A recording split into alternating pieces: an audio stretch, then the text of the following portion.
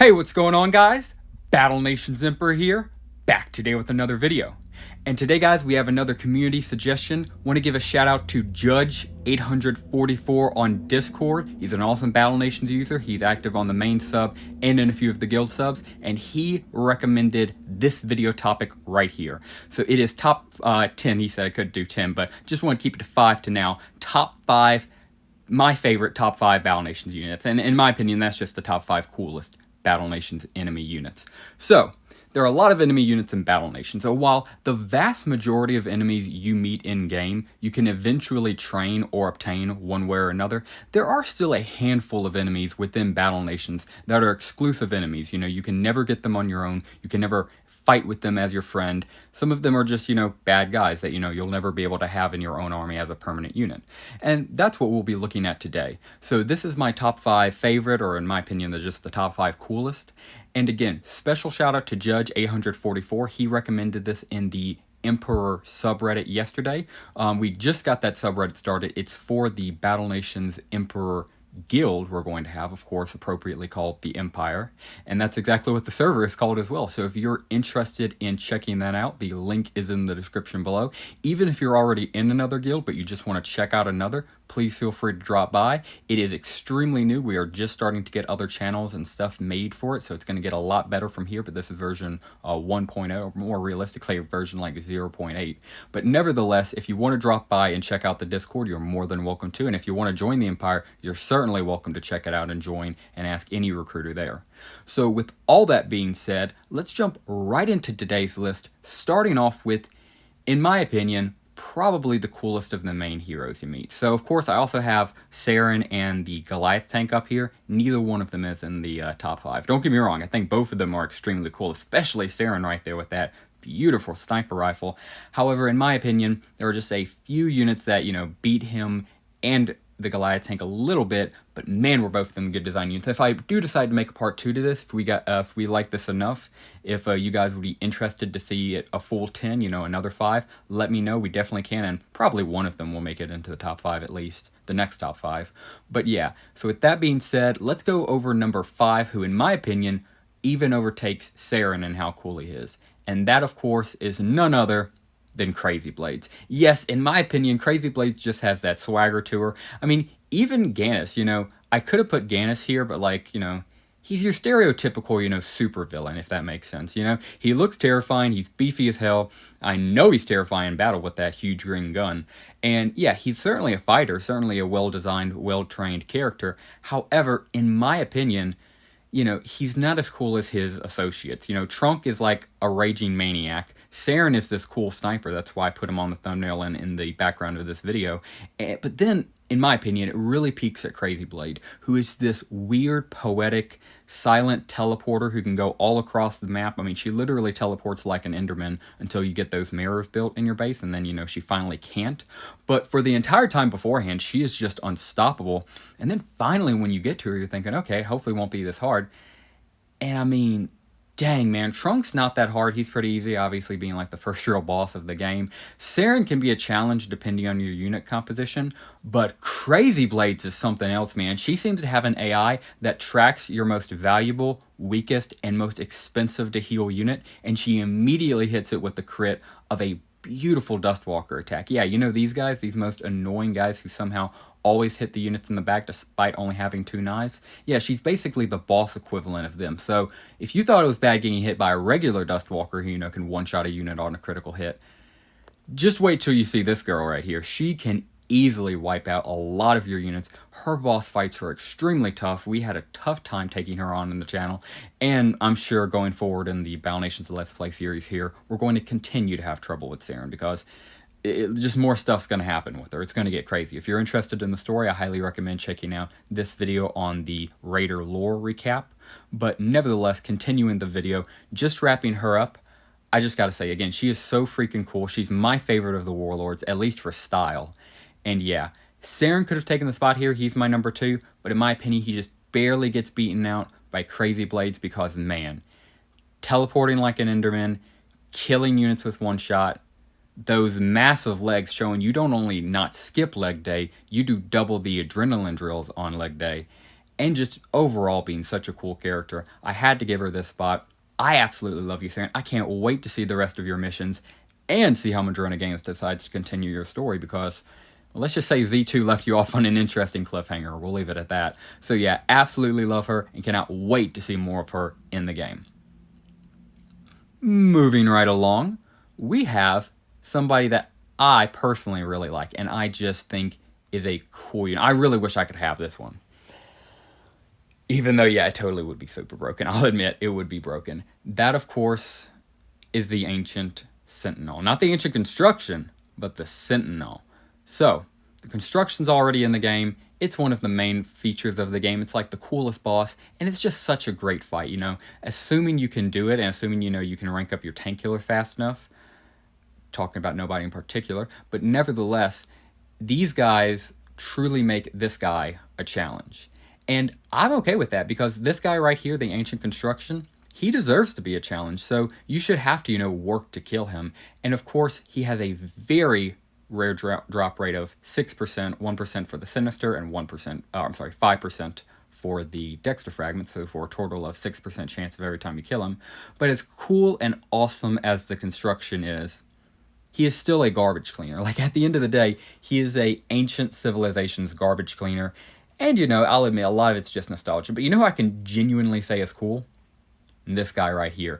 This guy, the Ancient Sentinel, is so freaking sweet. They made him in an update, and they actually diaried him in a developer's log, completely going over how they made him. And they showed off some sneak peeks in that video, which are right here. And as you can see, they made this guy from the ground up. They didn't make a model for him. They didn't rip off anything else, even from within the game itself or from some other Z2 identity. No. They made a completely unique, metallic, ancient creature that is just terrifying to look at, but also so freaking cool. And yeah, you think the Ancient Construction's bad, this guy makes the Ancient Construction look like a wild mammoth encounter. He is so freaking powerful. He will ripe any formation. You need seriously good units to get him, or late game decay king units that were beyond overpowered. But point being is, you needed a freaking army to take care of this guy.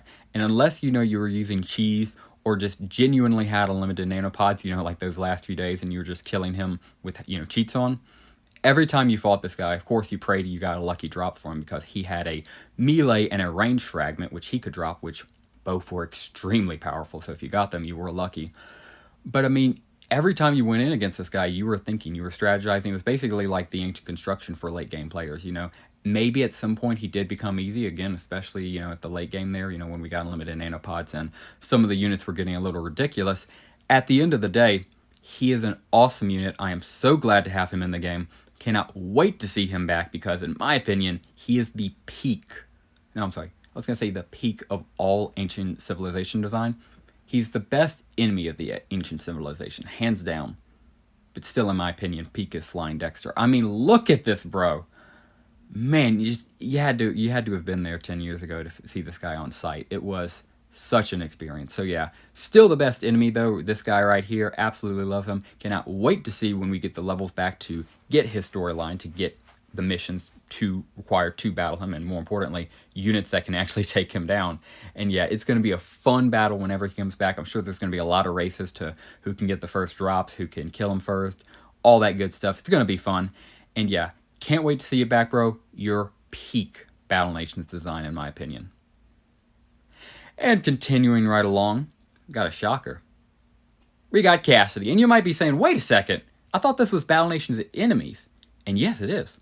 I didn't even realize this too. Did you guys know Cassidy is classified as an enemy because you fight her a few times? Which, I mean, makes sense. You know, anything you do at the end of the day have on the opposing side of the battlefield that you try to kill at one point, in, you know, jokingly or not, it is considered an enemy, and that's Cassidy right here. I mostly only ever remember fighting with her. I remember using her several times. This is what it looks like using her. And then late game, she ends up joining Installation 17, and she becomes like this, so even cooler.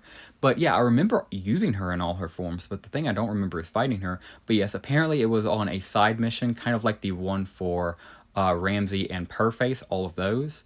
You know, when Purface would attack the rats, or when Ramsey and Morgan would try to take down Purface, and they would attack, quote unquote, Purface, but you know, they wouldn't do any damage to Purface. They would always miss or do 0 damage or something like that. They wouldn't hurt the cat. And that's basically the same thing here, from my understanding. It was a factor of, you got into a fight with Cassidy jokingly as Morgan, not as Morgan, as Ramsey, and something like that, but I don't think you were actually trying to kill each other. So that's good. That's very good. So yeah, still a good person. Still glad she's on our side. She's on the Imperial side. However, she was technically considered an enemy, so she's qualifiable for this list. And she makes this list because, man, I freaking love her. Especially after I knew I wouldn't put Saren on this list in favor of Crazy Blades. She was, like, definitely getting on the list as the cool sniper of the list. Because just, man, I love her attacks. I love her design. She's, in my opinion, she's one of the best designed snipers in the game. Everybody else is just kind of crouched down or, you know, in a pile of, you know, bush. Which, you know, that doesn't look bad. But this right here, I was hoping we could get more units, just, you know, regular units we could train that look like her. But unfortunately not. So every time we get to use her, it's a great blessing. And yeah, absolutely love her character. She's a great side character. I was going to almost say main character because, I mean, she is dating a main character. You know, she's dating Ramsey. So there can be the argument that, you know, I'm going to call her, I was almost going to call her a mid character. No, that sounds terrible. I'm not calling her mid. But I will call her a plus character because she's bigger than a sidekick. She's bigger than a side character, but she is less than a main character, at least right now. So I'm going to call her a plus character. And yeah, she is an amazing plus character. She adds a lot to the story. I think she's a great partner for Ramsey. Absolutely love using her. Great balanced unit. Looks super cool in battle, especially after she, you know, gets a job at Installation 17 and becomes a scientist. Absolutely love her. Cannot wait to see her back in the story and to see where her and Ramsey's relationship go. And that is why she earns my spot for number 3 on this list. And moving it right along, we have the rats. Pretty self-explanatory. I just love the concept of little rats running around bases and you having to use units with guns and sometimes, you know, weapons of mass destruction to just take care of this, you know, single individual rat. This, of course, comes to the quest line of Purface. She is dealing with some cats that she has having issue with, and you go in there as Purface, or well, using Purface, I should say, and kill all of those rats. Ramsey joins in. He helps. That's super cool. And yeah, nothing really special about these guys. Here's even their attacks, as you can see. Really nothing special. I wouldn't want to train these guys even if they didn't cost nanopods. So I'm not saying I want them. I just wanted to include them here because as far as coolest enemies or anything like that, this was such like a slice of life. Like just seeing rats, like regular rats in Battle Nations and, you know, having to, you know, involve them in the story, shoot them, kill them, and also just seeing the design of a critter we normally would never see in Battle Nations. I just found that to be awesome. I thought that was pretty cool. So just wanted to throw that out there. Just had to make him on this list because, in my opinion, I would love if Madrona Games did more stuff like this. Imagine if we got birds in Battle Nations. Imagine if we got more fish, because I was almost going to say fish, but we do have fish in Battle Nations. But imagine if we had more fish, like an octopus.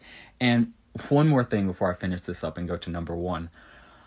When researching for this list, I was on the enemies page, and I was scrolling down, and I saw this. And the second I saw it, I was like, oh my gosh, there was a dragon in Battle Nations and he was an enemy. Was there any form of pet egg I could get my own dragon? Could I communicate with this dragon? Are they going to bring it back? I click on the image because it looked exactly like this. Every other image was loaded except it. It just showed, you know, whiteness. And then when I clicked on it, it brings me to this. And I was like, dang, I got so excited. And then it's just the stupid vehicle. And I'm like, man, that hurts. So just had to throw that out there. And if you see any dragon or anything that looks or spelled like a dragon, just know, unfortunately, it's not a dragon. It is just this thing right here. An okay vehicle. A well-designed vehicle, I'll admit. But man, I got hyped for like Game of Thrones, mythical type dragons. So yeah, with all that being said, love rats. Would love to see more unique designs like them in Battle Nations. And moving on from them, we, of course, have our number 1 spot, and in my opinion, it hands down goes to one guy, one legend, probably one of the most important characters to the story, like the actual lore of Battle Nations. And that, of course, is none other than General Ash. Man, like, First off, I've made a whole video on this guy. His lore runs so freaking deep. He starts out, of course, as your friend. He works for the, Emperor himself. He's the head general. Then he betrays us. We have a whole bunch of storylines, whole bunch of stuff going on until the end there, and spoiler alert, for like the next 30 seconds. But long story short, after everything, we get to the late game. Ash says he wants to defect back to the Empire after discovering the rebels are being manipulated by, quote, a puppet master. He comes back. As he's coming back to the base, and as we're meeting him at the rendezvous point to, bring him back to base, he's attacked and unfortunately is mortally wounded by his own men. Now, here's what's cool about this attack, even though it's the last and, it ties up his storyline. We get to freaking use Ash. That's right, we get to battle with him, commanding as him. And man, after going through the entire game, fighting this man, trying to kill him and his, armies, and just being shot at him so many times, being able to use Ash and seeing him from behind and, controlling his attacks, that felt so freaking cool, man. Experiencing that for the first time felt so powerful. It felt like a power move, genuinely. And the experience of playing him, like, if I had gotten access to Trunk, playing as Trunk, that'd be cool. Even Crazy Blades, I said she's my favorite warlord. If I got her, that'd be so freaking awesome. But, it would still be, pretty cool. But something about playing as Ash, man, after going through the entire game fighting him, after knowing his story, after seeing how freaking cool he looks, and just knowing how great of a character he was in-game, in its story, in its combat, and everything, finally getting to use him one last time for your first time, man, it goes insanely hard. It feels amazing. It's awesome. I'm so glad we're going to get that back because, of course, that's like main storyline in Battle Nations. And yeah, we'll still only get one opportunity to play him because, well, that was the first and again the last. But still, it was all we needed. So glad Z2 decided to give us that. So glad Z2 gave us this amazing game, this amazing character, everything. But yeah, had to put him at the #1 spot because in my opinion, he is the coolest, or in my opinion, favorite Battle Nation enemy. And yeah, guys, that will do it for today's video. Again, special shout out to Judge844 on Discord. He's in the Battle Nations Emperor subreddit and the main Battle Nation server if you're looking for him. Just, say hi, tell him it was a great video idea, however. But yeah, just wanted to give him one more shout out for being an awesome dude and recommending this amazing video topic. I absolutely loved it. If you guys want a part 2 to this one, let me know in the comments down below. We can absolutely get that done. I can definitely get another 5 cool units like this. And with all that being said, that will just about do it for us today, guys. Guys, if you're still watching this, thank you very much for watching all the way through. I greatly appreciate you. If you enjoyed today's video, please consider dropping a like down below and subscribing to the channel if you are new. If you have any questions, suggestions, video recommendations for your own Battle Nations video, let me know in the comments down below. If you recommend a video topic, please let me know what username you'd like shout out. If it's just your YouTube, just say this channel, what I'm commenting on. But if it's a different social media, please give me the @ of said social media just so I can make sure I shout out whichever profile you prefer. And yeah, guys, with all that being said, now that will do it for us. Thank you very much for watching, and as always, have a great rest of your day.